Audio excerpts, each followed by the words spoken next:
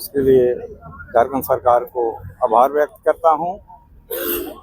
ये नियमावली जो बनाया गया है पेशा कानून के असंगत में कुछ पॉइंटें में बनी है, उसको संशोधन के लिए हम लोग राज्यपाल के पास अपना आवेदन पत्र दिए हैं कि इसे सरकार उसको संशोधित कर जो मूल रूप से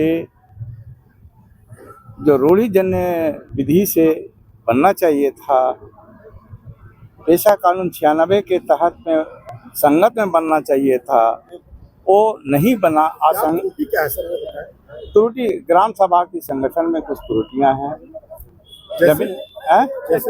जैसे उसमें है कि ग्राम सभा का पहले से पूर्वजों से ग्राम सभा का लोग मिल करके बनाते थे, अभी उसको ग्राम सभा का संगठन के लिए उपायुक्त को दे दिया, ये वो असंगत।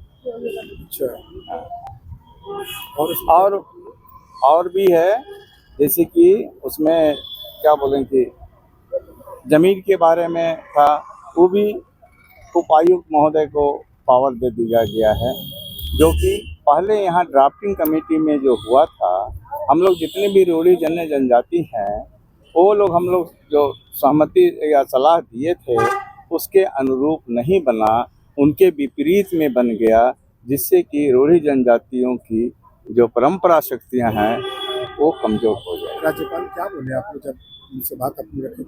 राज्यपाल ने बोले हैं कि आप लोग सरकार के ऊपर प्रेशर कीजिए, उनसे बात कीजिए, उन पर प्रभाव डालिए, आप लोग की काम सफल है। अजी सरना प्रार्थना सभा भारत का सदस्य। हम सब तो नियमावली लागू होने से खुश हैं और सरकार का आभार भी व्यक्त करते हैं, किंतु कई प्रावधानों में ऐसी कुछ त्रुटियां रह गई हैं जिनकी संशोधन की आवश्यकता हमें प्रतीत होती है, नहीं तो समाज को नुकसान होगा। इसीलिए हम लोग अपने प्रस्ताव के साथ आए। हम लोग किसी की गलती निकालने के लिए नहीं आए हैं, बल्कि हम लोग नियमावली और बेहतर बन सके, इसी मंशा के साथ हम लोग आगे बढ़े। सभ्यता संस्कृति के जो आदिवासियों की सभ्यता संस्कृति उससे छेड़छाड़ किया गया है, आपके नजरिए से? आप पंचायती राज में लंबे समय तक काम कर चुकी हैं। जी, मैं कहूंगी कि मंशा छेड़छाड़ करने की सरकार की नहीं रही होगी, लेकिन कुछ प्रावधान ऐसे हैं जिससे निश्चित तौर पे रूढ़ियां गौण हो रही हैं। मैं जैसे गठन प्रक्रिया की बात करती हूँ, आप सभी मानेंगे कि ग्राम सभा का गठन प्रक्रिया उसी से शुरुआत होनी है, क्योंकि शक्तियां तो ग्राम सभा को मिलनी है। तो अगर ग्राम सभा का गठन प्रक्रिया में ही गड़बड़ हो गई तो ये शक्तियां फिर कैसे होंगी, कैसे मिलेंगी? क्या सही आदमी के पास ये ताकतें पहुंच पाएंगी? नहीं ना। तो ग्राम सभा के गठन में रूढ़ियों को ही प्रमुख रखना था, लेकिन और जो पूर्व की जो प्रकाशित नियमावली थी उसमें रूढ़ियों और परंपराओं को मुख्य रखा गया था, लेकिन आज जो जारी किया गया है उसमें रूढ़ियां कहीं ना कहीं गौण हो गई हैं और ग्राम सभा को मान्यता देने की ताकत और पारंपरिक सीमा को देने की ताकत जिला उपायुक्त के हाथ में सौंप दी गई है। इससे समाज के लोग असहज हैं, क्योंकि रूढ़ियों के आधार पर ही ग्राम सभा का गठन होना है, बल्कि गठन हो चुका है और पारंपरिक सीमा भी आज भी हैं, और इन पारंपरिक सीमाओं को और इन पारंपरिक गांवों को आज से नहीं सदियों से मान्यता प्राप्त है, और बल्कि अंग्रेजों ने भी मान्यता दी है। तो इसीलिए जो समाज के जितने भी आज हमारे पारंपरिक अगुआ आज हमारे साथ मौजूद हैं, इनके भी विचार जरूर सुनिएगा। और हम लोगों का विचार है कि रूढ़ियां कहीं ना कहीं गौण हो गई हैं और हम सब इससे बहुत असहज हैं। राज्यपाल ने क्या आश्वासन दिया, क्या बोला? जी, राज्यपाल महोदय ने हम सबके बातों का बहुत ध्यानपूर्वक सुना और उन्होंने हमें सभी जो संबंधित सक्षम स्तर है वहां जाकर इस अभ्यावेदन को दोबारा सौंपने का हम लोगों को ऐसा राय दिया, और उन्होंने जितने भी कानूनी तरीका है और लीगल रेमेडीज है उन सब के रास्ते पे ही चलने का हम लोगों को सुझाव दिया है। क्या मुख्यमंत्री से मुलाकात करेंगे आप लोग? जी, हम लोग निश्चित तौर पे माननीय से समय मांगेंगे। किन बातों को? कुछ जो आपत्तियां हैं मैं वो बता देती हूँ। पहला, मैंने आपसे चर्चा किया कि गठन प्रक्रिया में रूढ़ियों को ही मुख्य रखना चाहिए और रूढ़ियों के अनुसार ही मान्यता मिलनी चाहिए।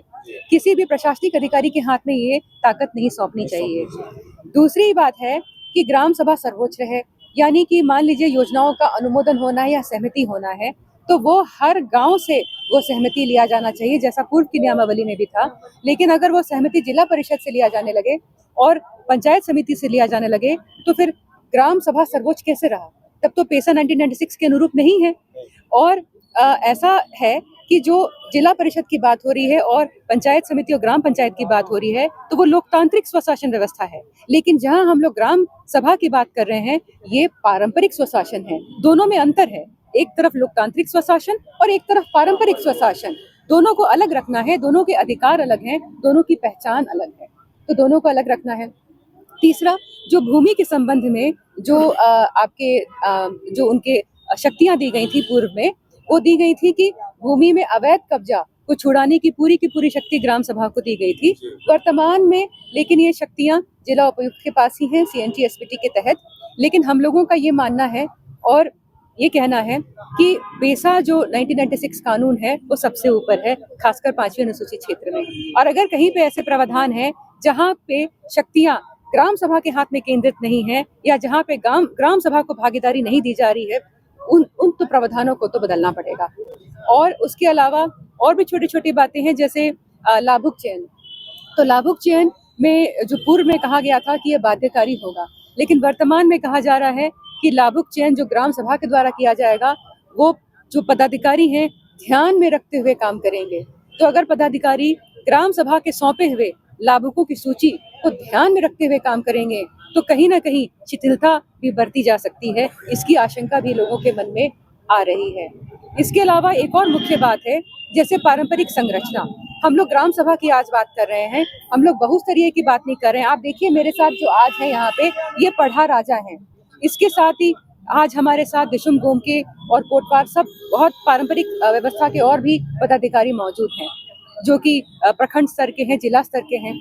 तो इस जो नियमावली है वर्तमान, उसमें जो बहुस्तरीय पारंपरिक व्यवस्था है उसका जो भूमिका है उसको यूं बताया गया है कि ये विवादों का निपटारा करेंगे, लेकिन भूमि के विवाद का तो निपटारा नहीं कर पाएंगे अब, तो बाकी जो छोटे मोटे विवाद हैं उसी का निपटारा करेंगे।